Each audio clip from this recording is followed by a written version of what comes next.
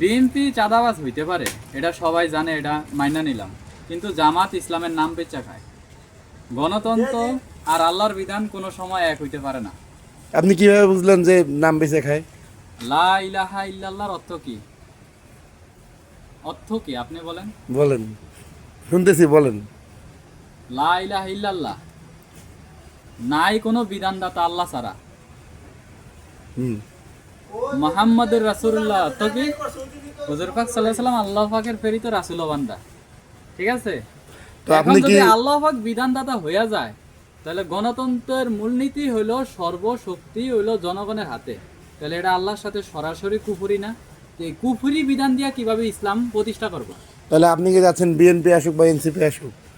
আমি ইসলামের যেই পরিমাণ ক্ষতি করছে জামাত, জামাত আপনার পূজা মণ্ডলে যা গীতা পাঠ করছে, আমি তো এটা তো আমি কোনো সময় বিএনপির ভিতরেও পাই না, আওয়ামী লীগও পাই না, এনসিপিতেও পাই না।